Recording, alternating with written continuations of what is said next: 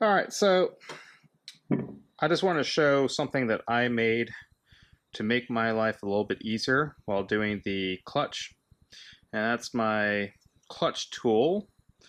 Basically, it is a series of cuts to do the bleeding on the slave cylinder. So if I'm underneath, basically you're looking straight up that way, and you can only do about a half turn. So basically you would turn it like that. And if you turn it anymore, you have the transmission right here, and you really can't turn it anymore. So that's when I designed it. So I flip this over, and I got this side, put it in position, and you can twist it about that much, which is to be fully open. And if you notice, I made a little cut here because the corner would hit against the transmission and you couldn't fully open it. So that's where that came in. So then I can be able to go and take it, open it up, put it to the closed position. So it wasn't fully closed, but it would disengage and make it so you can work with it, flip it back over, and fully lock it into place.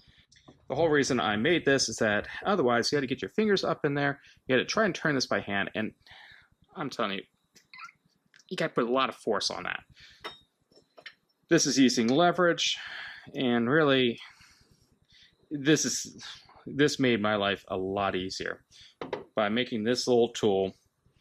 And this is just standard stock aluminum bar that you can get at Home Depot, Lowe's, any of your normal hardware stores.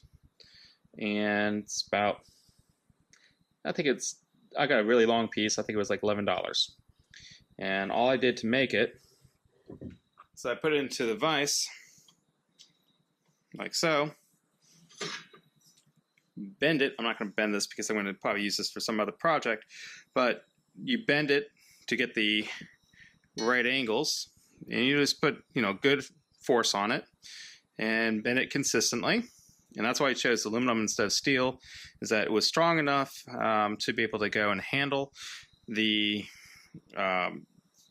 usage that the amount of force that I would have to apply on it, the amount of torque.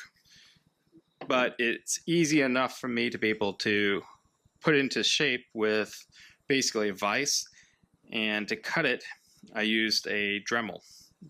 So I have a very basic little Dremel 200 and some metal cutoff wheels.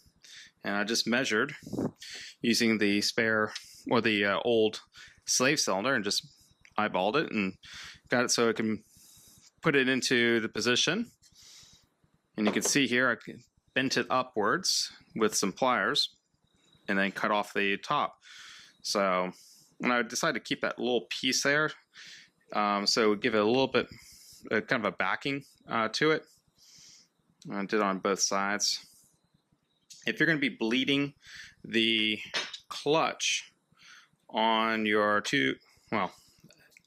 I know this was for 2007 up to I think 2011 model. They use the same sort of transmission, and it's probably all the way up to the 2017 Jeeps, the JK line. So I think this was very, very helpful, and I'm going to recommend building something like this rather than trying to do it by hand. You could do it that way, just like you could use the pump method with the clutch. Between using the vacuum pump and this little tool, I was able to bleed the clutch in about an hour by myself. So really it's getting the right tools for the job. This was about $40 at my auto store, and like I said, this is about $10 at Home Depot and some cutoff wheels and a Dremel. You could probably use a hacksaw to do the same thing and some pliers. I just happen to use a Dremel because I really like the use of it. It makes a really quick job of something like this. again, a hacksaw would do the same thing. So for about $50, it makes your life a lot easier, and I highly recommend doing it that way.